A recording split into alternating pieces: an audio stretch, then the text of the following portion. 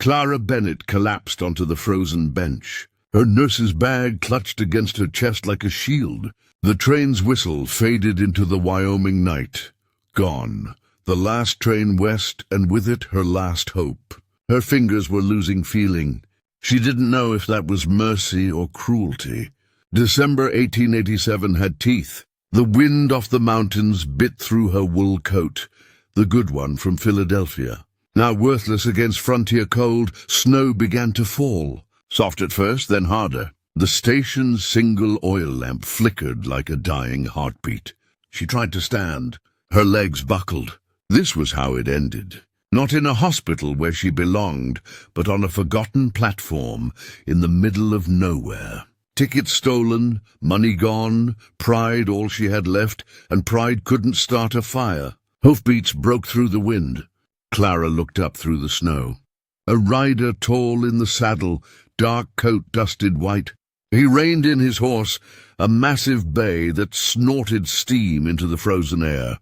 The man dismounted, moved toward her with deliberate steps. "Station's closed," Clara said, hating how her voice shook. "I can see that." His voice was deep. "Careful. You waiting for someone?" "The train. It left. Last one went an hour ago." "I know." He stood there studying her. She could barely make out his face in the lamplight. Withered, maybe 35, eyes that had seen things. Money in the cut of his coat. "I don't need pity," she said. "Good, I don't give any." He held out his hand. "But I won't leave you to freeze either."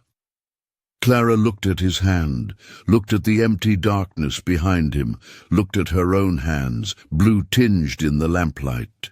She took his hand. He pulled her up with surprising gentleness, steadied her when she swayed. Up close he smelled like leather and pine and something indefinable. Safety. Maybe though she'd stopped believing in that. "James Coleman," he said. "People call me Cole."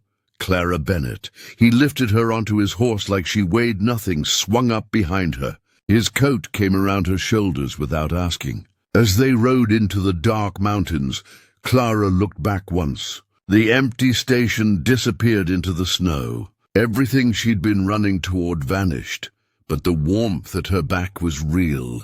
She allowed herself to lean into it.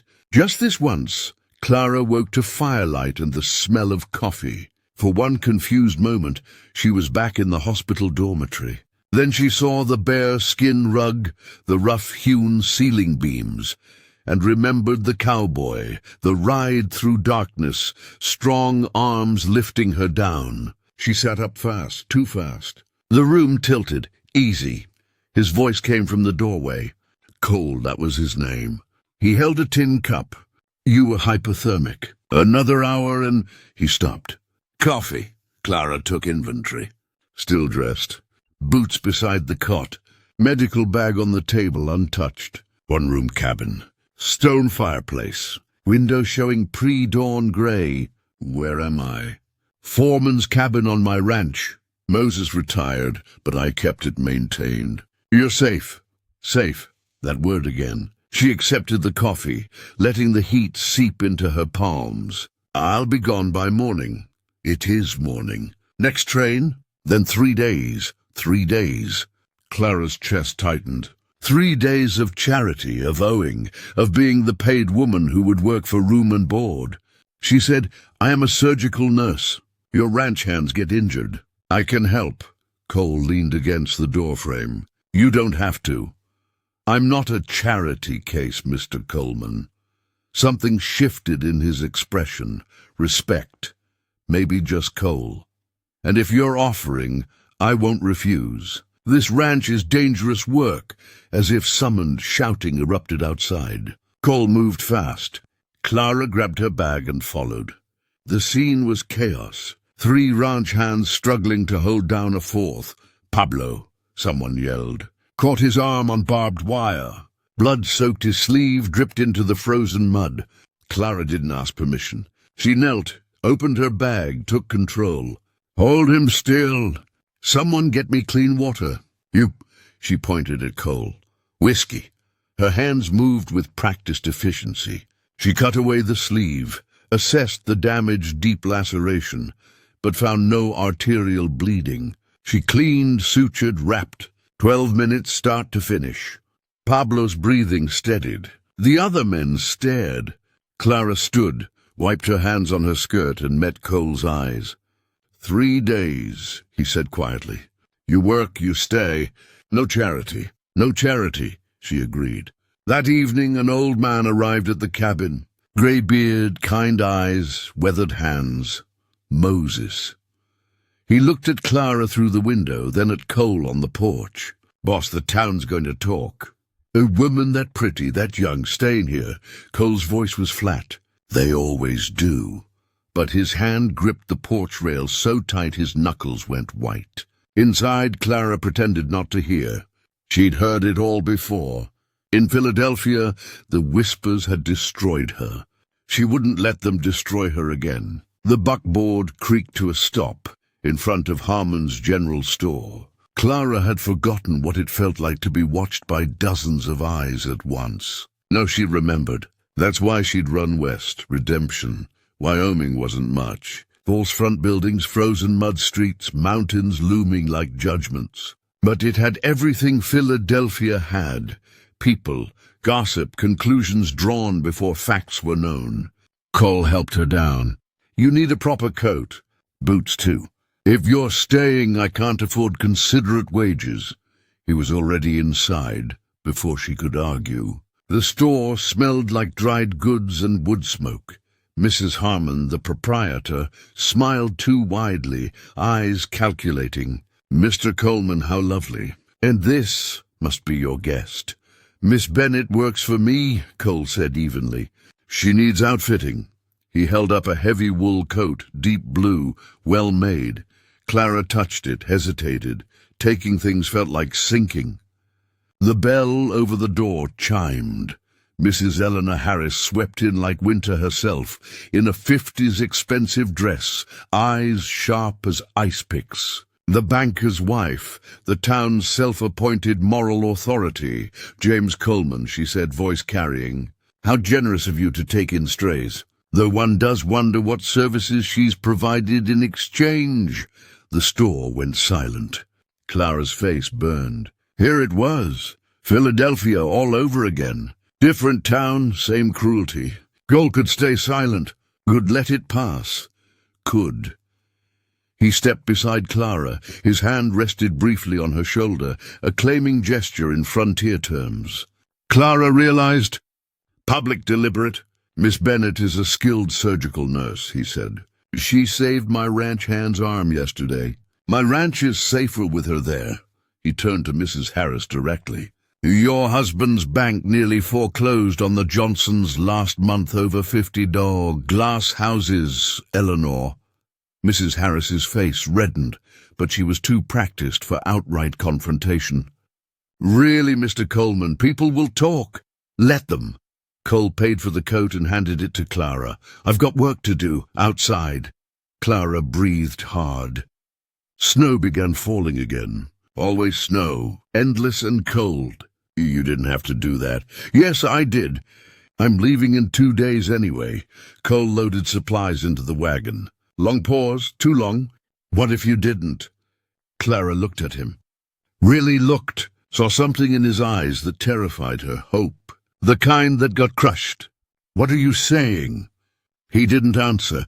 The train station was visible in the distance, its platform empty and accusing. Neither of them moved toward it. 1 more week, Clara heard herself say, just to be sure Pablo's arm heals properly. Cole nodded once. 1 more week, but they both knew it was a lie. The kind you tell yourself before you let someone matter. 2 weeks became 3. Clara told herself it was professional responsibility. Pablo's wound healed clean, but there were others.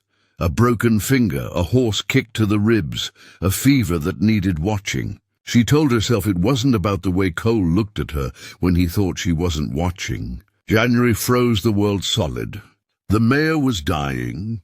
Cole knew it the moment he walked into the barn and saw Sable lying on her side, breathing shallow. Clara was already there, kneeling in the straw, hands gentle on the horse's distended belly, twisted intestine. Clara said without surgery, "She'll be dead by morning." Cole's face went stone. Sable had been Sarah's horse, his wedding gift to his wife 7 years ago, one of the last things he had left. "Can you save her?" "I can try, but I've never operated on a horse. I need you to hold the lantern. Keep it steady. 2 hours." Cole watched Clara's hands move steady, confident, merciful. Blood and sweat and absolute focus. She worked like someone who'd made peace with impossible choices. The mayor lived. Dawn broke grey and cold. They sat outside the barn, exhausted. Steam rose from their coffee in the frozen air. Cole spoke first. "My wife Sarah died 3 years ago. Consumption. The doctor didn't arrive in time." Clara said nothing, waiting. "I keep thinking if I'd ridden harder to fetch him. If I'd known sooner," his voice cracked, "I couldn't save her." "You can't carry that," Clara said quietly. "Can't I?" She looked at him. "I made the right medical choice in Philadelphia. I chose the man who could survive over the one who couldn't, the poor man over the councilman's son. It was right," she paused. "But right doesn't pay rent or buy respect. I lost everything. You saved a life. So did you. Just now, you held the light steady for 2 hours. You saved Sable because you trusted me." Cole was quiet for a long time. Then Clara asked, "Why did you really run west?" "Because I'm tired of being punished for doing good." He understood. She saw it in his eyes. Later, Moses found Cole fixing the cabin window, adding a bookshelf, carrying extra firewood inside. "You're courting her," Moses said. "I'm making repairs." "Sure you are, boss." Moses grinned. "That woman's got a spine of steel and a heart she's afraid to use." "Don't waste this." Cole said nothing. But that night, Clara watched from her window as he walked toward the main house. He stopped halfway, turned, looked back at her lit window, stood there a full minute, then continued on. Clara's hand touched the cold glass. The loneliness was worse now, because she knew what it felt like to almost not be lonely. The blizzard hit at dusk, turning the world white in minutes. Cole had come to secure the cabin shutters and got caught. Now he stood by the door, snow-covered, looking trapped. "You can't leave," Clara said. "Visibility 0. You'll die before you reach the main house." "I shouldn't stay." She met his eyes. "Propriety can go to hell. I'm not letting you freeze." They sat on opposite sides of the fire, the space between them charged with everything unsaid. Wind howled like wolves. The cabin creaked and groaned. "I haven't visited Sarah's grave in 6 months, Cole said suddenly. "Feels like betrayal." Clara poked the fire. "She'd want you to live." "That's not betrayal. That's honoring her love." "How do you know?" "Because I'd want the same. If I loved someone, I'd want them to survive me, to find joy again." Her voice softened. "You're allowed to heal." Cole stared at the fire. "I don't know if I remember how." "Neither do I." The temperature dropped. Fire wasn't enough. Clara made the decision. Survival dictated it. She told herself. Just survival. She moved beside him, wrapped them both in blankets. Cole's arm came around her shoulders, hesitant, careful. Her head fit perfectly in the hollow of his shoulder. They sat like that for an hour. 2, not speaking, just breathing together. Clara looked up. His eyes asked permission. Hers gave it. The kiss was gentle, tentative. 2 people afraid to break. When they pulled back, both were shaking, and not from cold. "I don't know how to do this again," Cole whispered. "Neither do I. So we'll figure it out together. Or fail together." "I'm not planning on failing." They slept wrapped in each other, the fire burning low, the storm raging outside. Morning came clear and brutal. Cole prepared to leave. They hadn't spoken about the kiss. Couldn't. Maybe words would make it real, and real could be destroyed. At the door, Clara said, "This can't happen again. Not unless you're prepared for what the town will do." Cole turned. "I'm prepared." but his hand trembled on the door handle. Outside in the distance, a figure on horseback watched through the trees. Mrs. Harris's stable boy, delivering supplies after the storm. He'd seen Cole leave the cabin, seen how long he'd stayed. The boy turned his horse toward town. The secret was out. Clara stood at the front of Redemption Church, 20 pairs of eyes boring into her like nails. She'd been summoned. Town meeting, urgent. When she arrived, they were waiting. Reverend Thompson's face was sympathetic, which was worse than contempt. Sympathy meant pity. Mrs. Harris stood front and center, righteous fury wrapped in silk. "We're concerned," the Reverend began, "for your welfare, Miss Bennet, and for the moral character of our community." "Concerned," Clara repeated flatly. "You've been living on Mr. Coleman's property for over a month," Mrs. Harris said. "Alone, unwed. People have seen—" "What have they seen?" "Impropriety. A woman of your situation taking advantage of a grief-stricken widower." "Taking advantage?" Clara's voice cut like a scalpel. "I've set bones, delivered babies, saved lives, including your cattle hand, Mrs. Harris, when he had pneumonia. What exactly am I taking advantage of?" "Your personal life is your concern," Reverend Thompson said gently. "But when it affects the community's moral fabric, my personal life is my own," Clara interrupted. "I've harmed no one." The church doors opened. Thomas Coleman strode in, Cole's younger brother, slick suit, ambitious eyes. He'd been in Denver for weeks. His timing was suspiciously perfect. "Miss Bennet," Thomas said smoothly, "I'm afraid this situation has become untenable. My brother's grief has clouded his judgment. For everyone's sake, you'll need to leave the Coleman property by week's end." Clara's face went white. "Cole knows about this. I am the co-owner of the ranch. I have authority." The doors opened again. Cole took in the scene instantly. Clara was surrounded. Thomas was playing judge. The whole town was watching.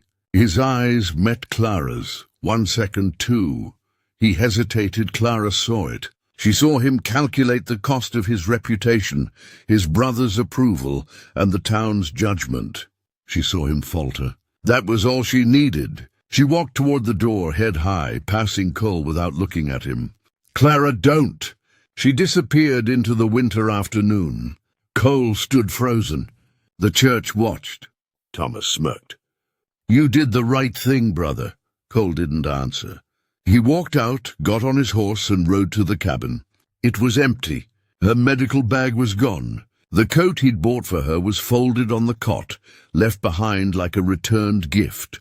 Moses found him there an hour later, sitting in the dark. "You hesitated," Moses said quietly. "In that room, you hesitated." She saw for the first time since Sarah died. Cole wept. Clara's hands were raw from washing dishes in the saloon's kitchen. 2 weeks in Redemption proper, living in a boarding house that smelled like mildew and broken dreams. The town kept its distance, polite enough but cold. She was marked now. At least no one could accuse her of impropriety. At least she was alone like she was meant to be. The scream came from outside the saloon. Clara ran. Emma Harris, 16 years old, collapsed on the boardwalk, clutching her side, her face gray with pain. "Appendicitis! Get her inside!" Clara commanded. Mrs. Harris arrived in minutes, took one look at her daughter and then at Clara. "What's wrong with her?" "Appendicitis! I need to operate now or she dies. You're not a doctor. I'm all you have. Choose." Mrs. Harris looked at her daughter's grey face and nodded once. Clara operated on the saloon's kitchen table. Whiskey for anesthetic. A butcher knife? She sterilized it in boiling water. 2 saloon girls held the lantern steady for 30 agonizing minutes. The girl lived. Mrs. Harris sat with Emma afterward, holding her hand. Clara cleaned blood from her arms and packed her bag. "Thank you," Mrs. Harris said without looking at her. "She needs rest. Watch for fever." Clara walked out. No payment, no credit. Just the work. Just like Philadelphia at the Coleman Ranch. Cole was falling apart. He didn't shave, didn't eat. The ranch hands exchanged worried looks. Thomas kept pushing. Sell the ranch. Start over. Forget the nurse. Cole rode to Sarah's grave drunk. "I'm sorry," he told the headstone. "Sorry I'm such a coward. You deserved better. Clara deserved it." His voice broke. "I did it again. I failed again. Moses found him there. Your wife died. Boss, that was a tragedy. But you're alive, and you're choosing death anyway.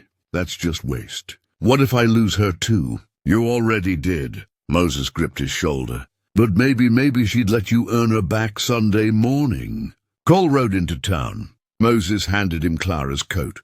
"Go get her." Snow began to fall. Cole walked toward the church doors. Inside, hymns. Outside, his heart hammering. He pushed the doors open mid-verse. Cole Coleman walked down the center aisle, like a man walking to his own hanging. Every head turned. The hymn died. Reverend Thompson stopped speaking, mouth open. In the back corner, Clara looked up. Her heart leaped. "Traitor, I need to say something," Cole said. "You can listen, or you can throw me out, but I'm saying it." No one moved. 2 weeks ago, I stood silent when this town judged Clara Bennett. I hesitated when she needed courage. I was afraid. Afraid of losing again. Afraid of gossip. Afraid of being seen as foolish. He looked directly at Clara. "But if you want to judge someone's morality, judge mine." Clara saved Sable when no one else could. She saved Emma Harris last week, operated in a saloon kitchen without payment. In Philadelphia, she lost her career because she chose to save a poor man's life over a rich man's son. Mrs. Harris shifted uncomfortably. "She's the best person I know, and I was too much of a coward to say it when it mattered." Cole walked toward Clara. "Miss Bennett, I'm standing here in front of everyone who hurt you and asking, will you marry me? Not to make you respectable, but because I don't want to spend another day pretending I can live without you." Silence. Complete suffocating silence. Clara stood slowly. She walked down the aisle. Every eye followed. She stopped in front of him. "You hesitated before." "I did." "I won't again." "Not ever." "Then yes." The church erupted. Gasps, whispers, shocked exclamations. Moses stood. "I stand with them." Pablo stood. "Me too." One by one, ranch hands stood. Then Mr. Harmon. Then slowly, reluctantly, Mrs. Harris nodded once. Defeat, but also acceptance. Reverend Thompson cleared his throat. "Well, I suppose we could do this wedding right now if you're both certain." Clara laughed, the first genuine laugh in weeks. "Right now works." The Reverend married them on the spot. No flowers, no fancy dress, just two broken people choosing each other in front of everyone who tried to tear them apart. As Cole kissed his bride, someone began clapping, then another, then the whole church, even Mrs. Harris. Barely begrudgingly, Clara whispered, "This is insane." Cole smiled. "Welcome to marriage." Outside, snow fell soft and clean. The mountains stood witness, and for the first time in 3 years, Cole felt warm. April came to Wyoming like a promise kept. The cabin, no longer really a cabin, stood with new walls, new windows, a real porch. Wildflowers, Clara planted, bloomed purple and gold around the foundation. Inside, the smell of fresh bread mixed with wood smoke. This was what home smelled like. Clara ran a small clinic from the added room. Everyone was welcome. The town called her Dr. Coleman now, and she didn't correct them. Respect was respect, however it came. Thomas had left for Denver, never reconciled. Moses lived in the main house, helping Cole run the ranch. The land prospered.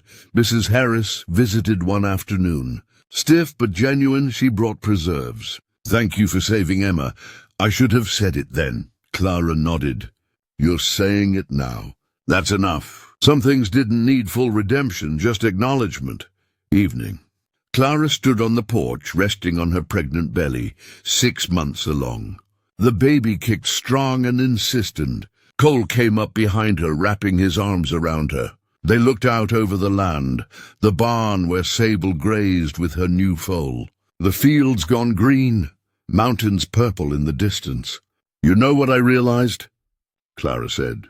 "I spent so long running from judgment. I forgot to build toward anything. And now I'm building everything." The coat hung by the door, the one Cole had bought her that first week, waiting for the child who'd wear it someday. A hand-me-down hope. The sun set gold over the Wyoming frontier. Somewhere in town, the train whistle blew, the same train that had left Clara behind 6 months ago. But she didn't turn her head, didn't even notice. She was already where she belonged. Moses walked out of the barn, tipped his hat to them, smiling. In the distance, a wolf howled, not threatening, just singing to the spring moon. Cole whispered, "Welcome home." "Mrs. Coleman." Clara's hand rested on her belly, feeling new life move beneath her palm. She looked at the wildflower's beauty growing from hard ground, roots deep, blooming despite the winter that came before. "I've been home for a while now." The mountains turned purple with twilight. Somewhere a nightbird called, the land breathed alive and healing. And in a small house on the frontier, two people who'd survived their separate darknesses stood together, watching their future bloom.